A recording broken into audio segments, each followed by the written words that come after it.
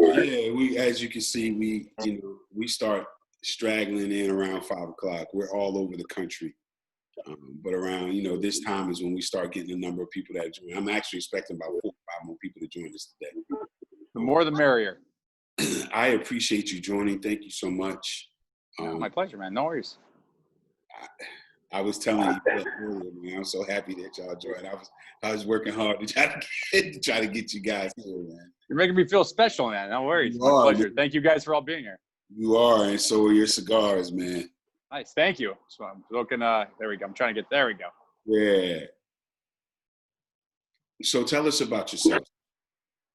So my name is Terrence Reilly, and I've been in the business about 13 years now, I guess.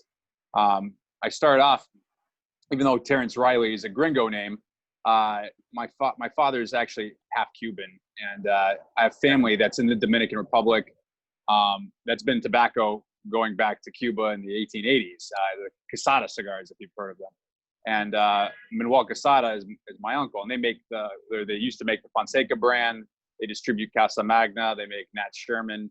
And so when I was younger, I spent a summer one year down there, and then it was basically just to have a good time and spend time in the Dominican Republic. But because they had a factory down there, I also worked in the factory during the day, and then kind of hung out with my cousins and things at night and had a fun time. But I really got to see the process of tobacco and how many people are involved in making it and how it brings people together. We'd go over my uncle's house on Sundays, and we'd all have cigars and have some beverages and have a lunch and dinner. And it was really just an amazing thing. And then a couple of years later, there was an opportunity to go work for him full time. And then I went back to Dominican and worked down there for a bit, and then came to the States and working out of our office in Miami. And after about 10 years, my uncle, he kind of took a backseat role in the company. And the reason I'd worked with him specifically the company was specifically because of him. And I wasn't going to be able to work with him as much. So I left, and I came to Aganorsa. And the reason I came to Aganorsa is that it was a company that everybody internally within the industry knew. They knew a lot of the brands that we made for other people, like Illusion, like Foundation, like Warp Cigars, and Viaje. But in the people we sold tobacco to, because we're one of the largest growers of tobacco in Nicaragua, we sell to Drew Estate, the J.C. Newman Fuente, just about, over the years, just about everybody, Padrones. But they didn't know us really that well. People weren't familiar with our brands and the company and kind of what made it special. So at the time, it was called Casa Fernandez, and we changed the name to Aganorsa, which is the name of the growing company, Aganorsa Leaf. And then ever since then, we've been doing a lot of things like this, reaching out to our retail partners and consumers to try to talk about how what's special about our company and what's different. And it's been really successful, thank God. So I'm still employed.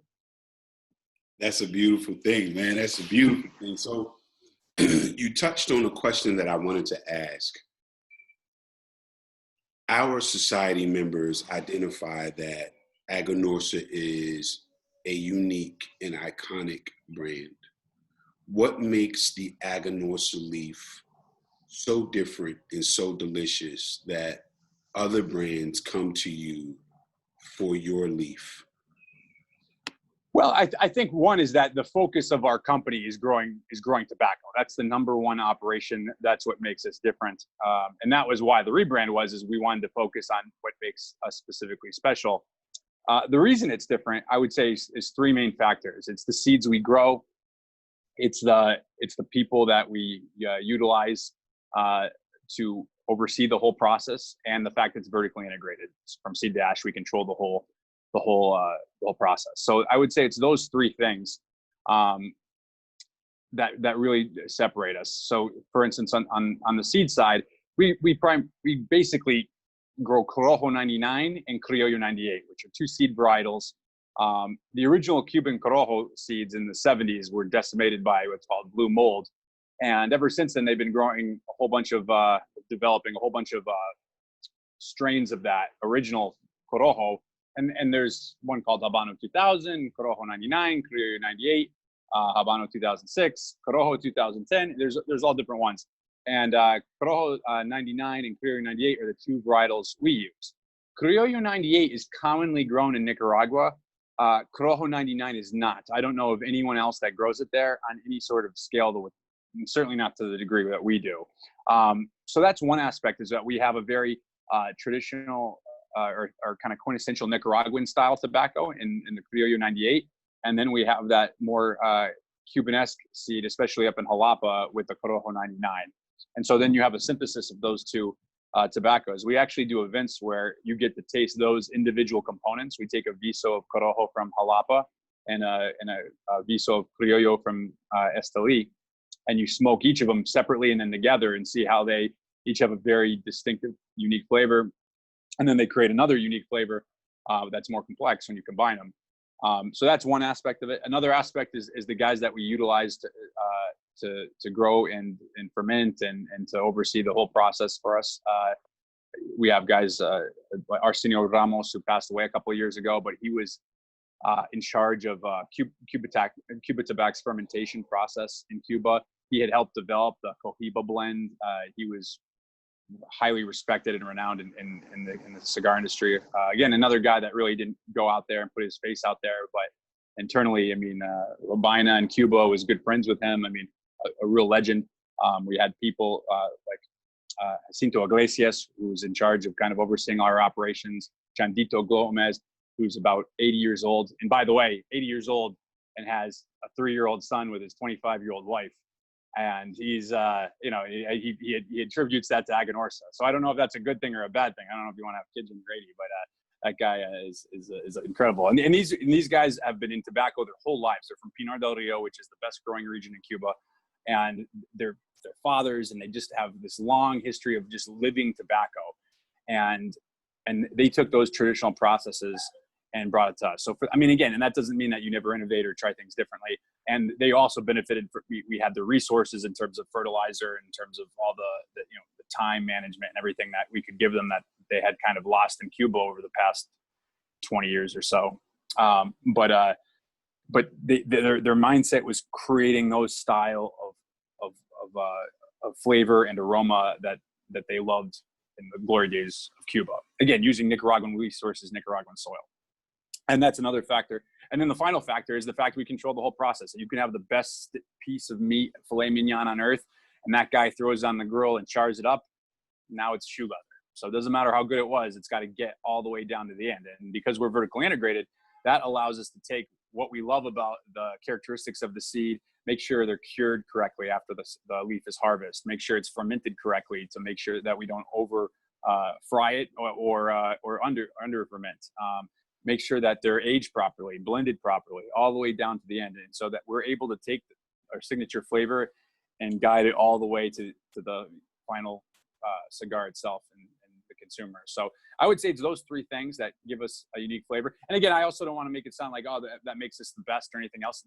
People have different tastes, and there's different types of cigars from different countries, and there's no wrong answer in terms of what people like. One of the things that we always say is that smoke our cigars and then determine for yourself whether they're the right ones for you.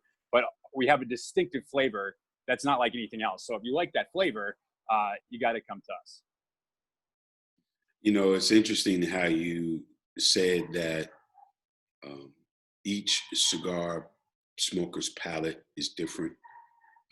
That shout out to Cigar Yami, who's with us today, whose favorite phrase is, my cigar is the cigar I'm smoking, you dig? So yeah, absolutely. Yeah, I had to shout you out, Yami. I love it. We're big promoters of that. At the end of the day, you're the one smoking it, and so you're the one that's got to enjoy it. And so that's really important, and that's why we do those tastings where you get to taste the individual components and see how we create the flavor. There's no reason to try to make somebody smoke something that's not right for them. And so that, it's funny, a guy will be like, oh, I was in Bahamas and I had a cigar and they said it was Cuban. Do you think it was? And I'll say, well, did you enjoy it? And they'll be like, yeah, it was great. I'm like, who cares? Is it better now or something? It's like you really enjoyed it. So that's all that matters. And that's, from us, is the biggest thing that we try to do, is have people stop it doesn't mean that like there's people whose opinion I respect, and as we all do, we say, you know, if so and so says that he likes this, well, then I'm going to want to try it because we have similar palates, we have similar tastes. I respect his judgment, but at the end of the day, you know, there's a lot of people who will be like, oh well, I shouldn't like that because, you know, other people don't, or this person said you shouldn't like it, or I mean that's completely irrelevant. So, You know, another thing that I like is the vertical integration that Aganorsa Leaf has from start to finish. That to me screams quality in both growth and blend and distribution of your product. And one of the things that I can say about Aganorsa Leaf, based on my palate, is I've never had a bad one. They knock on wood. always tasted good to me. They've always been perfectly constructed. I mean, I literally held up my cigar earlier and was like, I'm going to post this on Twitter because the ash was perfect. You know what I mean? And I can't tell you how many cigars I run into where I'll buy a box and they are amazing. And then I'll buy another box and I'm like, what the hell was that? Of the same cigar from the same retailer, you know? There's quality, there's consistency and quality all the way through with Aganorsa Leaf. And as a consumer of your product, man, that really speaks volumes to me. And it's why I keep gravitating to you guys so much. You know what I mean?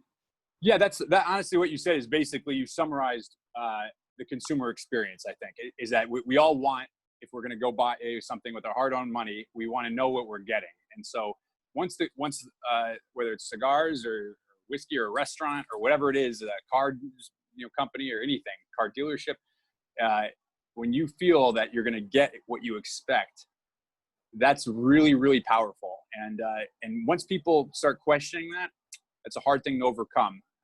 And so it's great to hear you say that. And honestly, that's our biggest thing.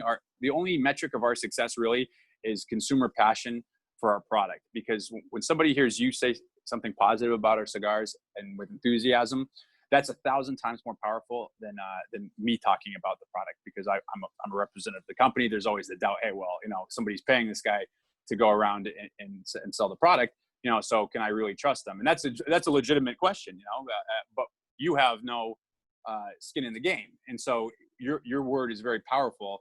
And that's really, at the end of the day, all we're trying to do. We're trying to make sure that the right people who are going to enjoy the product, because it's no point in having anyone not enjoy it. So the people that are going to enjoy the product, get it in their hands, and then hopefully provide them with information and appreciation, and that they go out there and preach the gospel for us. Now, I know that I have smoked this cigar that I'm smoking right now, which is the Signature Selection. That one right here. I've also smoked, there's a cigar that you guys have. I want to say the label is like blue and orange. The Supreme Leaf. It's like a purplish orange, yeah. Right. I smoked that. What other kinds of cigars do you guys make under the Aganorsa Leaf label, independent of what other people buy from you to make their cigars? So for the cigars that we make, we have the JFR and Lunatic lines, which are kind of our bread and butter lines. JFR and Lunatic are, to me, one of the best values you can possibly get on the market. The price points on them are incredible, and because we're vertically integrated, we can put them at that level. Whereas if it was somebody else potentially, you know, having to buy them, obviously they need to make money, so that adds another price into there. So to me, I think, you know, in terms of, you know, taking hard-earned money out of your pocket every day, you can't go wrong with either of those two. And they've won, you know, again, at the end of the day, as I said, it's your palate to trust, but they've acquired a lot of awards for us as well. JFR Lunatic was rated the best value of the year and top 10 cigars of the year. So those are kind of the bread and butter lines. Then we have the Aganorsa Leaf lines, which are partly made in Miami and partly made in Nicaragua. Basically, you know, with the Aganorsa Leaf lines, it's various wrapper expressions of our tobacco. Sorry, somebody. And so we have like our Aganorsa Leaf Connecticut. It's Aganorsa's take on Connecticut. So sometimes Connecticut can be kind of very mild and kind of have that almost acrid taste because the wrapper will impart that sometimes. And we kind of blended that out. So it doesn't have any of that acrid taste, but it's definitely still Connecticut, and it's a little bit more oomph to it than your average Connecticut as well. Our Aganorsa leaf Maduro, we use San Andres, or our own shade-grown Corojo Maduro. In fact, the signature, I'm trying to get this in view here. There we go. Is a shade-grown Corojo Maduro wrapper, which we grow in Nicaragua. Nobody else currently has it. It's a proprietary wrapper to us. And that has a completely different flavor, very different than broadleaf or San Andres. And then we also have our own Corojo wrapper, which is obviously probably what we're most known for, whether it's Guardian the Farm, which has the Corojo wrapper, some of the JFR, the cigar. If you're smoking the natural signature, that's got our Corojo on there.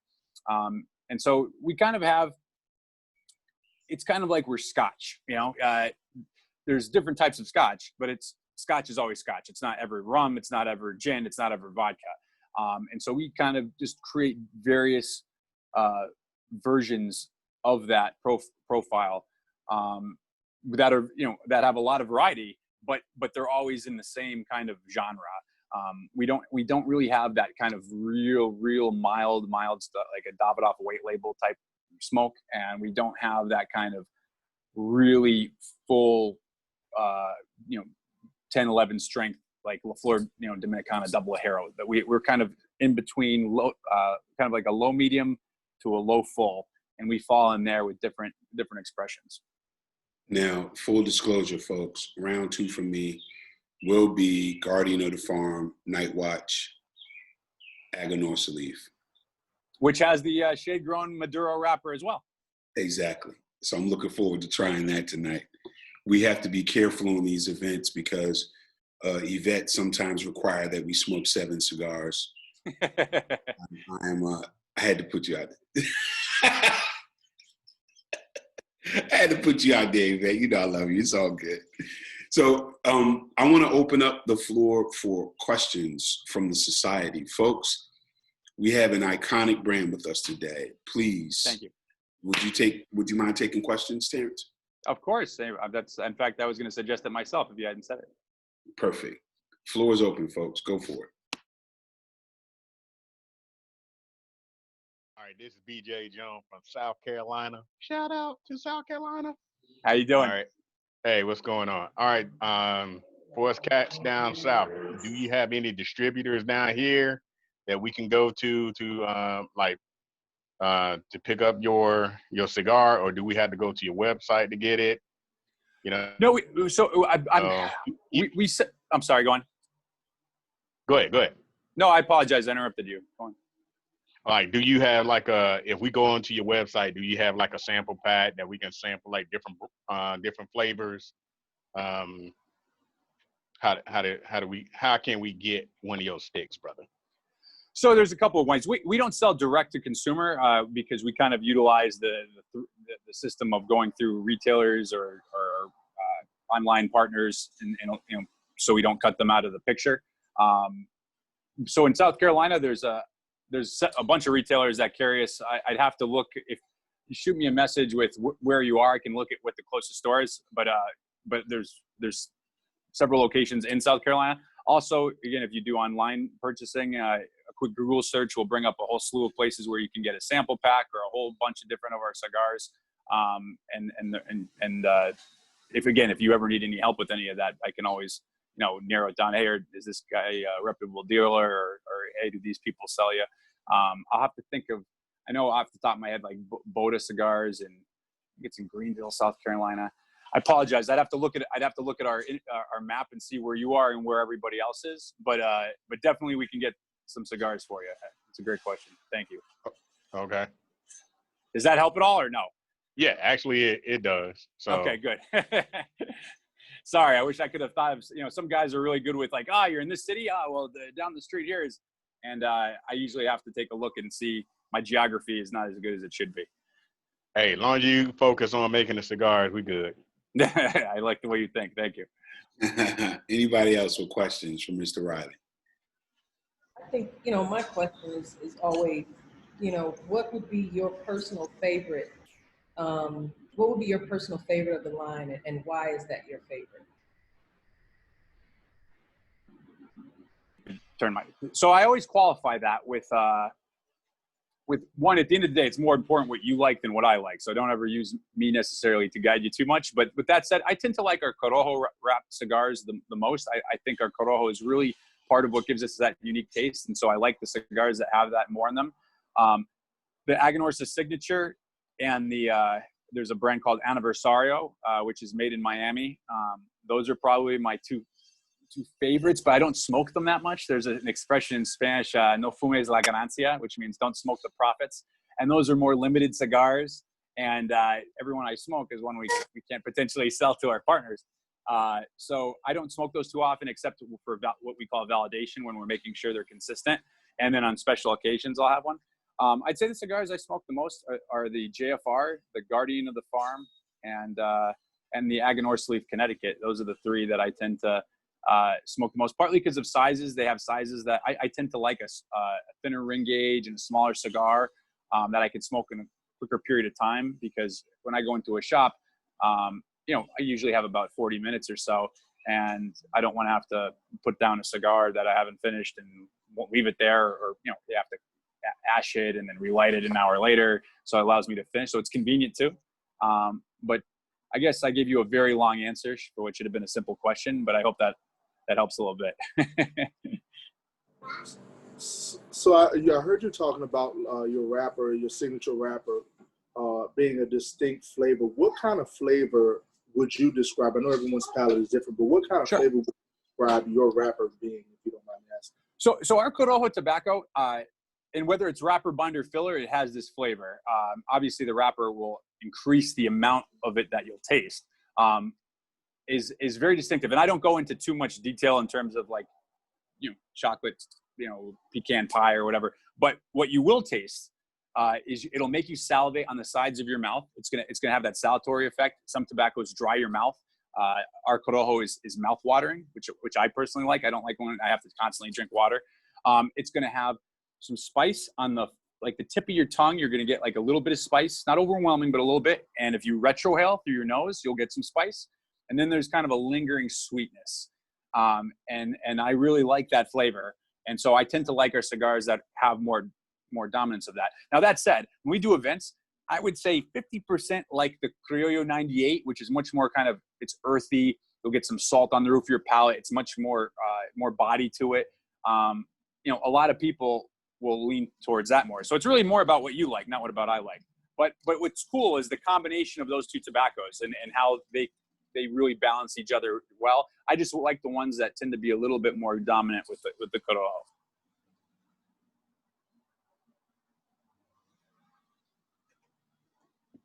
Anyone else with questions?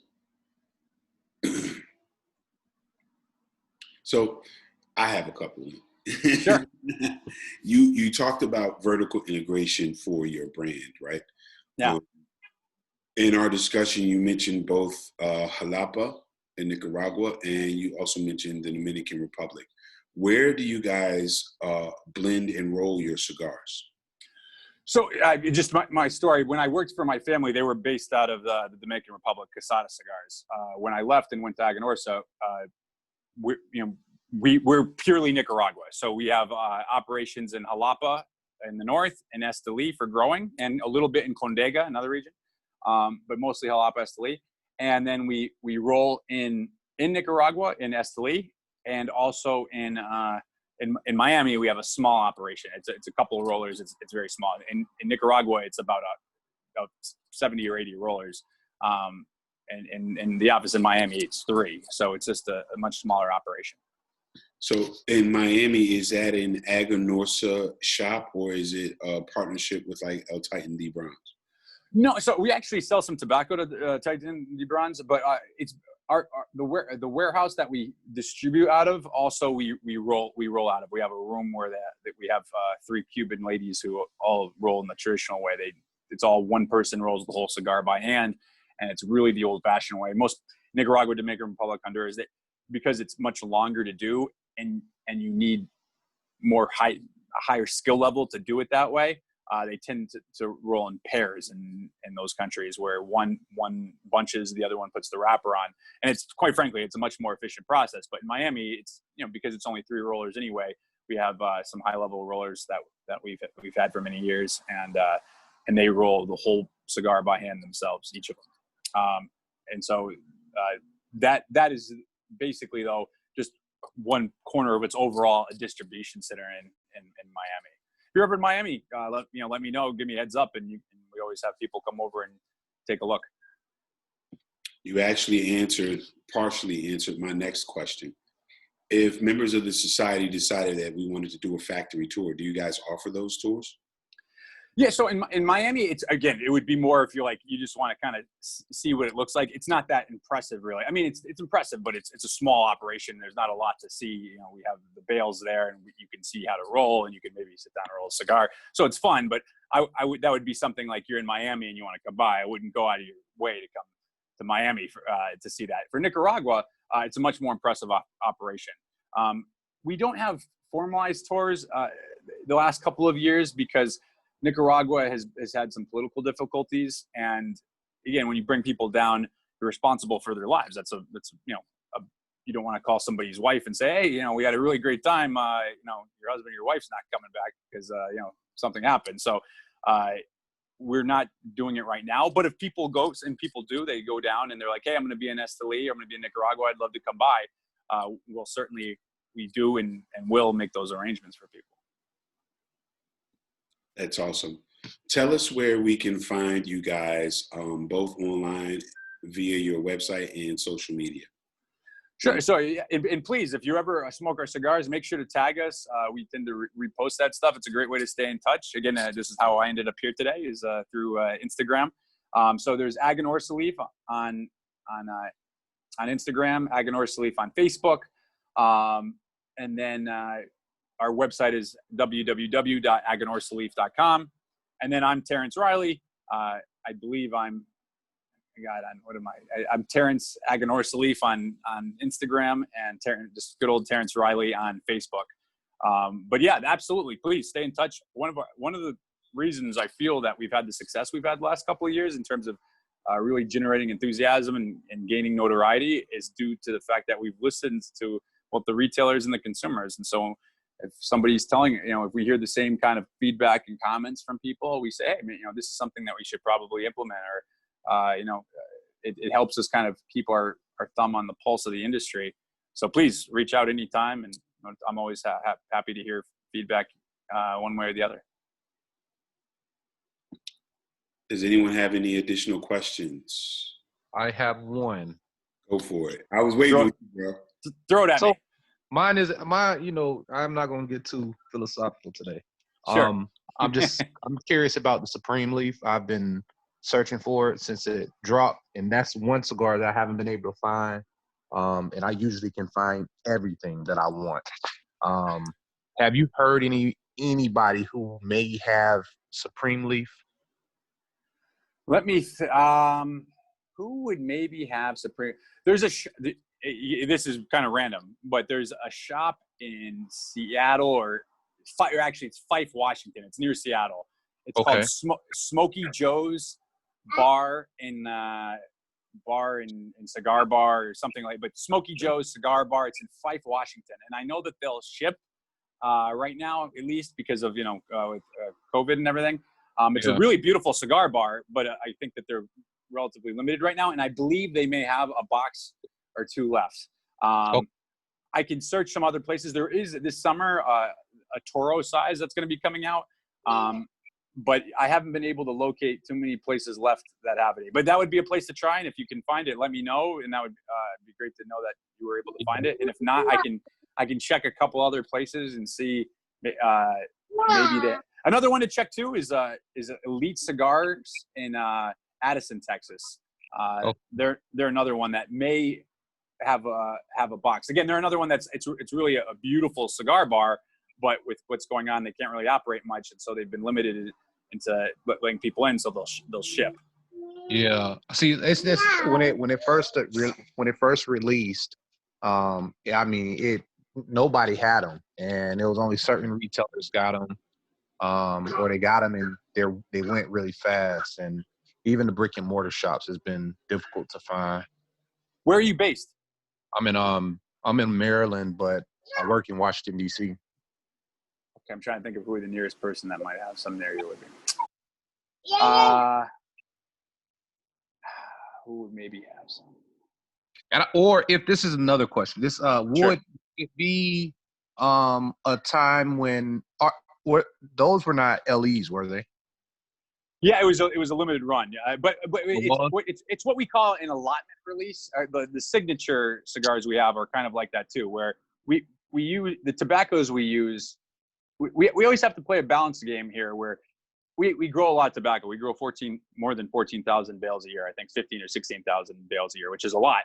We sell most of that, and we keep about 10% for ourselves that to use for the factory, and we sell off.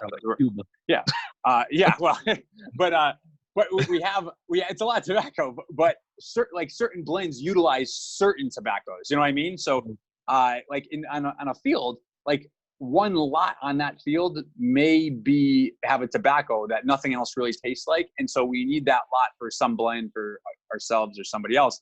And so we have to be careful about taking different tobaccos from places that we use from. So the way to get around that and have some special releases and things is do what we call allotments, so that when we have enough tobacco of those tobaccos we need, we release it. So the Supreme Leaf was what's called an allotment release. So the first release was done in, I think, it was early March, and it really went well.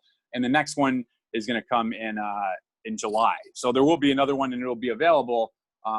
But then once it's gone, it's gone for a while until we produce more, unless somebody's sitting on a box. Yeah, I got to get it fast this time. Thank you for that. At least I know something else is coming. Yeah, and again, reach out to me when you say, hey, like, who's going to get this, or where is it, or just I'm always happy to help. But if you're looking to get a box, potentially, I know those two: Elite Cigar Bar and Cafe in Addison, Texas. If you Google them, they'll come up, and then Smokey Joe's in Fife, Washington. They may have some inventory left. Copy. Appreciate it. No, my pleasure. Any more questions, guys? Any more questions? I've been fortunate enough to have Mr. Reilly. I hope you guys have enjoyed an opportunity to speak with him. I have recorded this session, and I'll be posting it on our blog, herbsociety.com. And I'll also send out a link in the meeting notes. Mr. Reilly, thank you so much, sir. I really do appreciate it. It was my pleasure. Thank you for having me, and thanks to everyone for being kind enough to listen to me. Let me stop recording right now.